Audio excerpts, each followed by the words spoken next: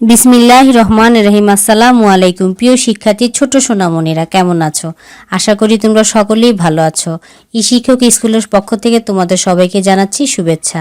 আজকে আমি তোমাদের গণিত বইয়ের অধ্যায় 7.4 বিভিন্ন ধরনের যোগ সম্পর্কে আলোচনা করব।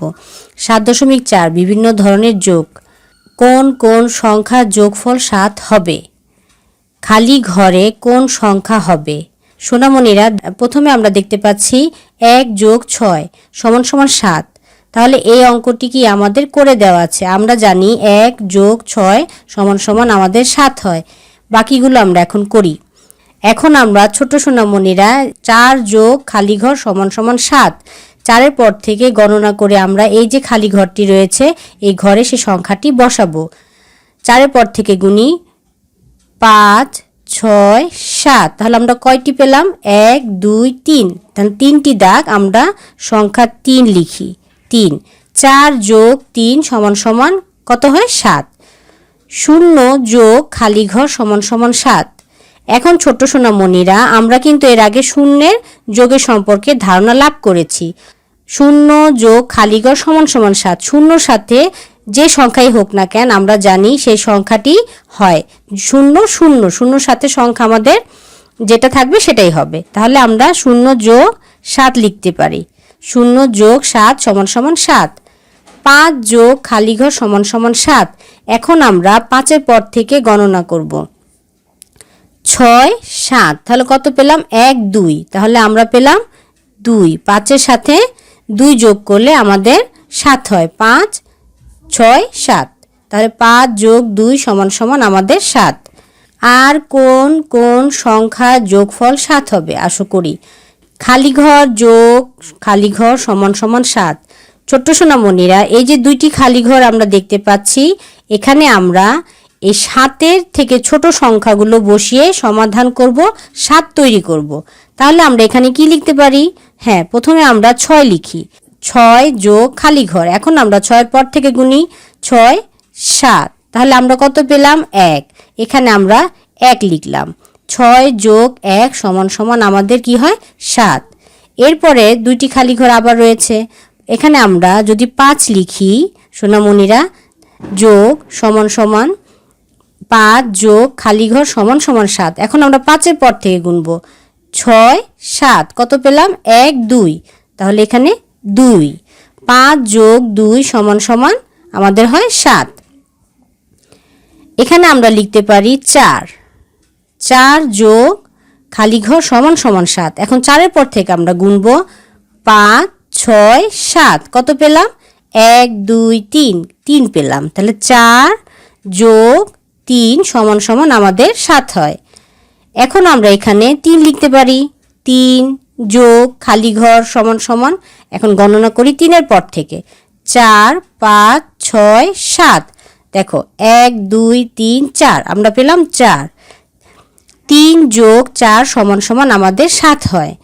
লক্ষ্য করি, আমি পেয়েছি 1 + 6 = 7। 6 + 1 = 7। এই বাবুটি চিন্তা করে এই যে 7কে 2 ভাবে সংখ্যা পরিবর্তন করে 7 তৈরি করেছে। 1 + 6 = 7। 6 + 1 = 7 হয়। এই 2 ভাবে লিখলে 7 হয়, আমরা বুঝতে পারলাম। যোগ দুটিতে একই সংখ্যা ব্যবহার করা হয়েছে।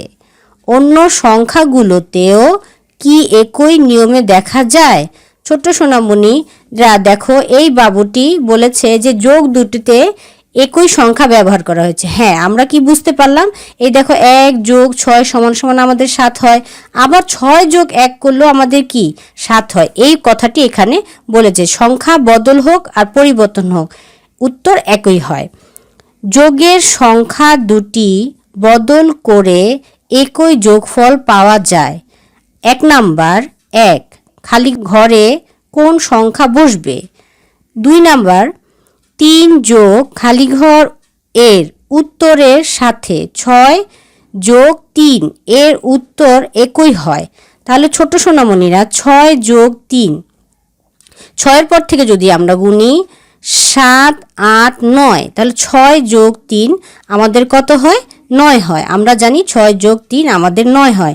এখানেও 3 যোগ 6 যদি আমরা দেই তাহলে আমাদের কি উত্তরফল একই হবে, জায়গা বদল হবে কিন্তু উত্তরফল একই হবে। 3 এর পর থেকে যদি আমরা গুনি 4 5 6 7 8 9, এই দেখো 6টি দাগ দিলাম, তাহলে 3 এর পর থেকে 4 5 6 7 8 9, তাহলে 3 যোগ 6 এর উত্তরের সাথে 6 যোগ 3 এর উত্তর একই হয়।